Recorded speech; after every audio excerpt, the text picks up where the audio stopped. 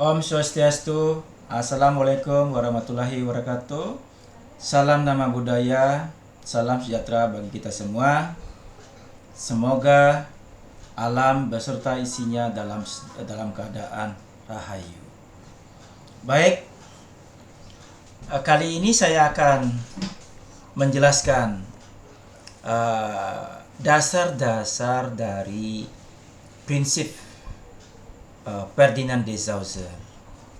Nah, jadi kalau kita bicara dengan Ferdinand de Saussure, itu kita tidak asing lagi bicara dengan uh, Ferdinand de Saussure, karena kita tahu bahwa Ferdinand de Saussure itu dikenal ya sebagai bapak linguistik modern.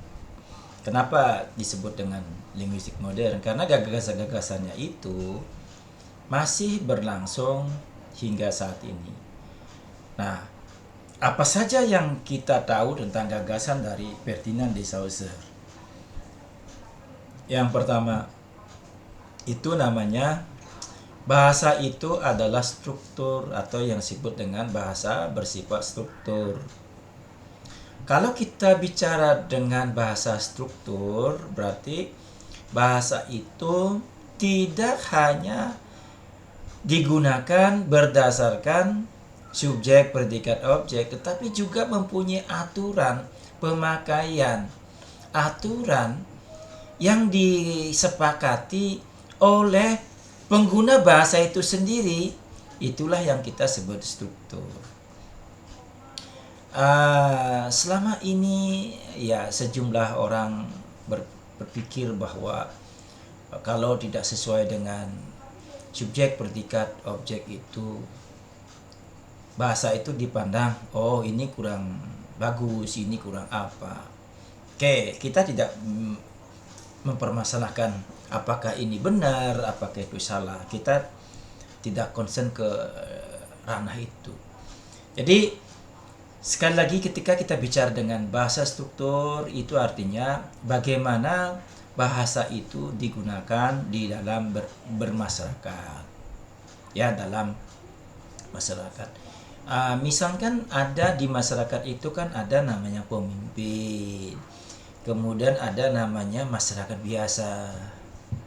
Nah, di sana ada namanya pemimpin, ya, di dalam pemimpin, dalam menjalankan roda pemerintahan itu, dalam hal ini misalkan begini ya, baik itu permanen maupun tidak permanen. Yang namanya permanen yang real di masyarakat, yang tidak permanen misalkan ada drama, itu kan sifatnya sementara. Nah, itulah yang disebut dengan sifatnya sementara. Dia artinya bahasa itu hanya digunakan pada saat bermain film, bermain sandiwara, bermain drama, ya, dan seterusnya. Tetapi kalau kita bisa melihat, ya, hubungan secara permanen itu ada misalkan ya turun raja, keturunan apa, dan seterusnya. Itulah yang kita lihat di masyarakat. Nah, kalau kita bicarakan lagi, ketika kita melihat di masyarakat, berarti ada yang superior dan ada yang memang junior. Ada yang memang junior ini kita sebut dengan bahasa masyarakat biasa lah, masyarakat umum. Nah, di sini apa yang disampaikan oleh masyarakat biasa itu dia akan mempunyai power yang berbeda dengan apa yang kita lihat ketika atasan atau yang mempunyai status sosial lebih tinggi berbicara. Itu jelas itu akan berbeda. Kenapa? Karena itu namanya bahasa dari kekuasaan. Ya, kekuasaan ini muncul ya zaman sekarang ini tidak serta-merta dilihat dari segi keturunan, tetapi melihat dari segi bahasa. Jadi bagaimana tutur bahasa itu digunakan pada orang yang patut dihormati. Nah, makanya kalau kita melihat orang yang berada di status sosial yang lebih tinggi, ya harus bisa menggunakan bahasa yang kiranya menjaga martabat status sosial itu sendiri. Tetapi kalau tidak bisa menjalankan fungsi-fungsi bahasa dengan baik, nanti dikhawatirkan terjadinya chaos di masyarakat. Ya, jadi itulah yang kita juga sebut dengan bahasa dan kekuatan. Jadi bahasa itu mempunyai kekuatan. Jadi kalau seorang misalkan pemimpin di desa itu atau pemimpin di masyarakat itu, dia harus berbicara lembut karena dia dijadikan contoh. Ya, dia harus berbicara dengan baik, sopan dan seterusnya karena itu merupakan contoh. Tetapi kalau sebaliknya itu kan bisa terjadi kaos di masyarakat gitu. Jadi dia sendiri tidak menghormati dirinya sebagai pemimpin. Nah, itulah yang saya suka sebut dengan juga berstruktur. Jadi bahasa itu harus berstruktur. Struktur siapa yang bicara, di mana bicara, kapan bicaranya, itu sebut dengan struktur. Dalam sistemik fungsional linguistik kita sebut dengan konteks di sana. Ya, konteks apa? Konteks situasi. Itulah yang kita sebut dengan struktur. Jadi kata makan tidak serta merta kita melihat bahwa itu ada makan yang mengatakan verbal, tindakan yang melibatkan mulut, gigi dan seterusnya. Kita nggak melihat sampai di sana. Tetapi kita verbal makan itu bisa melihat. Nah, contoh kita melihat ada secangkir kopi. Nah, secangkir kopi ini pengalaman saya waktu saya jadi salah satu karyawan di salah satu perusahaan rafting di Bali. Ya, ketika itu saya tidak diberikan air putih. Yang lainnya dikasih air putih. Ya, kalau kita bicara masalah air putih 1 galon kita pun saya mampu ketika itu beli. Tetapi itu kan maknanya akan berbeda. Ya, air putih yang disuguhkan oleh office boy itu harganya seberapa sih?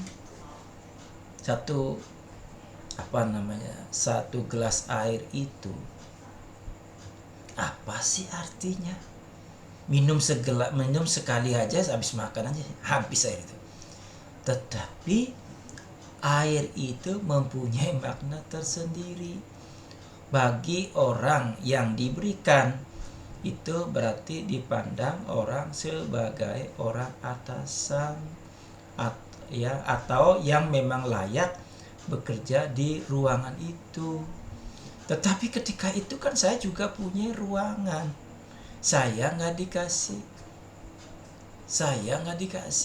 Terus saya tanyakan karena sudah berhari-hari, berbulan-bulan, loh kok saya nggak pernah dikasih air? Jawabannya begini, ambil sendiri. Nah, itu artinya bahwa air itu tidak sekedar air, gelas itu tidak sekedar gelas, tetapi ada apa di balik kegelasan itu. Itulah yang kita sebut dengan berstruktur, yang kita sebut dengan semiotikanya Ferdinand de Saussure, berstruktur. Jadi gelas itu mempunyai maknaku, ya, bahwa orang ini menjadi atasan saya. Jadi walaupun saya itu punya ruangan, berarti seorang office boy itu menganggap saya ini tidak menjadi atasannya, begitu loh. Itu secara semiotiknya. Nah, ini kan lucu lah kalau kita bicara dengan jawabannya ambil sendiri. Ini kurang paham dengan makna yang kita sebut dengan semiotik. Nah, jadi seperti yang saya katakan tadi, segelas air itu tidak bisa dipandang menjadi 2 gelas atau 3 gelas bahkan 1 galon air. tetapi akan bisa dilihat ada apa, hubungan ini seperti apa. Nah, ketika itu saya mulai agak tersinggung, ya, karena sudah berbulan-bulan saya sudah nyata dari segi income sudah jauh di atas orang itu, tetapi secara praktisinya, secara semiotikanya itu saya tidak diterima. Ya, kan masalahnya kan yang mengangkat itu kan bukan dia sendiri, tapi berdasarkan apa kajian-kajian dari atasan, kan begitu. Nah, itulah yang kita sebut dengan semiotik dari Ferdinand de Saussure itu sendiri. Oke, baik, itu yang struktur. Yang kedua ada namanya sintagmatik dan paradigmatik.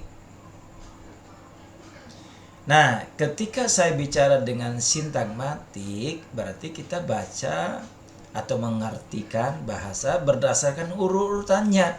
Mana dia subjek, mana dia predikat, mana dia objek, begitu.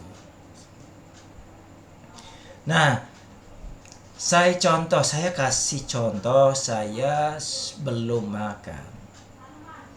Nah, ini kan kata kalau kita melihat makan itu adalah proses proses tingkah laku dalam sistemik fungsional linguistik, kan begitu, karena itu berkaitan dengan psikologi, ya, dengan psikologi itu karena ada lapar di sana. Kalau nggak lapar kan nggak enak makannya, begitu. Makanya saya sebut dengan proses tingkah laku. Yang berikutnya itu kan ada saya. Nah, jadi di sini saya melihat itu ada boleh katakanlah tingkah laku dalam sistem fungsional linguistik, kan begitu. Nah, itu kalau kita bisa melihat dari sintagmatik. Sintagmatik itu artinya ini adalah sebagai pelaku, ini sebagai subjek, ini sebagai aktor, ini sebagai apa. Itu namanya sintagmatik. Oke. Kemudian kalau kita melihat secara paradigmatik, bagaimana kalau paradigmatik itu digunakan? Paradigmatik itu apa yang kira-kira ngefek setelah atau sebelum atau tidak dilakukan makan itu sendiri. Itu namanya paradigmatik. Contohnya begini, saya belum makan jam segini. Seandainya konteksnya itu Anda menggunakan saya sudah 3 jam, Anda tidak mengasih saya makan, apa yang Anda bisa bayangkan? Kalau Anda tidak masih berpikir bahwa belum atau tidak berpikir secara paradigmatik, berarti parah gitu. Kenapa begitu? Nanti kalau saya alasan maaf dulu, saya belum makan, saya keluarkan. Nah, di pekerjaannya itu tidak akan bisa saya ambil lagi. Ya, kalau saya datang bisa jadi. Bagaimana kalau saya nggak datang? Berarti itu namanya ngefek, ya, ngefek. Makanya kita berbahasa itu harus kita sensitif terhadap apa yang diucapkan itu. Kalau seperti saya katakan tadi, kalau Anda masih mengatakan secara sintagmatik saya belum makan, tetapi kalau Anda tidak memberikan respon, ya berarti Anda siap-siap saya tinggalin, karena Anda sudah menggunakan jasa saya 3 jam misalkan. Sedangkan setelah ini sudah jam 1. Nah, jadi jam 1 tentu saya tidak akan bisa berkonsentrasi terhadap pekerjaan yang Anda inginkan dari saya itu. Jadi efeknya apa? Efeknya yang paling kecil itu efeknya saya nggak konsentrasi. Jadi kalau sudah tidak konsentrasi, tentu kan ada yang sesuatu yang tidak maksimal yang saya kerjakan. Kedua, misalkan saya dengan alasan, ini orang ini tidak menghargai saya, tidak memanusiakan, ya, tidak menjadikan saya sebagai orang yang tepat, ya, orang yang dihargai.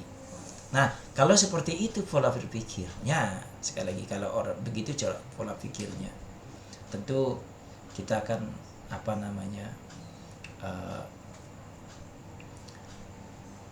mengorbankan pekerjaan yang mestinya saya konsentrasikan itu saya tinggalkan, sehingga yang rugi itu Anda sendiri, begitu. Itulah namanya ngefek. Ngefek dari itulah yang kita sebut dengan paradigmatik. Ya, paradigmatik itu bagaimana bahasa itu bisa ngefek terhadap situasi-situasi di luar kebahasaan sendiri. Nah, itu disebut dengan beyond clause ya. Beyond clause-nya itu tidak serta-merta kita melihat dengan oh kalimat ini seperti ini kita, tapi ngefeknya itu. Karena bagaimanapun kita belajar berbahasa ini pasti kita bicara dengan yang kita sebut dengan diskursif atau diskurs atau sebut dengan wacana. Ya, itu yang saya sebut dengan paradigmatik ya, paradigmatik. Nah, yang ketiga itu ada namanya diakronik dan sinkronik. Nah, jadi kalau kita bicara yang mana lebih penting, yang mana tidak lebih penting, Ferdinand de Saussure mengatakan bahwa keduanya itu penting, diakronik ya dan sinkronik. Tetapi yang lebih penting itu adalah sinkronik. Ya, kita tahu bahwa diakronik itu bagaimana perjalanan sejarah bahasa-bahasa itu sendiri. Kok bisa sekarang menjadi seperti ini, seperti ini. Efek-efek apa saja yang mempengaruhi kok bahasanya kok bisa seperti ini jadinya. Itu penting. Tapi yang tidak kalah pentingnya itu adalah sinkronik. Bagaimana bahasa itu yang digunakan saat ini. Kita tidak tahu bagaimana konteks sebelumnya itu ya, yang akan dilihat berdasarkan fungsi bahasa di masa lalu. Ya, itu dari masa lalu ke masa, kemudian dari masa ke masa, itu yang disebut dengan diakronik. Kemudian sinkroniknya itu bagaimana bahasa itu digunakan saat ini berdasarkan konteks-konteks yang ada. Nah, makanya sekali lagi Ferdinand de Saussure itu lebih banyak menekankan sinkronik karena bahasa itu kan digunakan kan sekarang gitu. Ya, nah, jadi seperti itu Ferdinand de Saussure. Oke, jadi saya bisa ilustrasikan bahwa kalau diakronik itu bagaikan motong bambu, yes. Ya, jadi begini, ya bukan memotong, itu mengiris gitu loh. Ya itu karena dia dari zaman ke zaman itu bahasa itu dilihat bagaimana perkembangannya.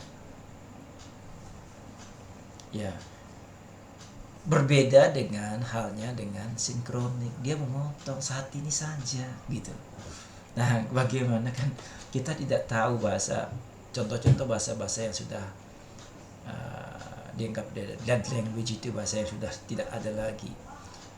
Itu kita tidak tahu, seperti anggaplah seperti bahasa-bahasa ya yang Jawa kuno itu kan sudah mulai ditinggalkan itu.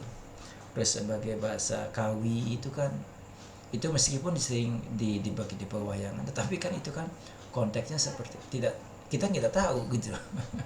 Kita tidak tahu juga konteksnya seperti apa ya, bahasa Kawi, bahasa Au, karena pengguna bahasa itu sudah tidak ada lagi. Meskipun kita melihat itu di pewayangan itu kan kosakatanya sangat minim gitu, sangat minim. Jadi digunakan pada saat ranah itu saja, tidak bisa digunakan dalam ranah sehari-hari. Karena apa? Karena pengguna bahasa itu sudah tidak ada lagi.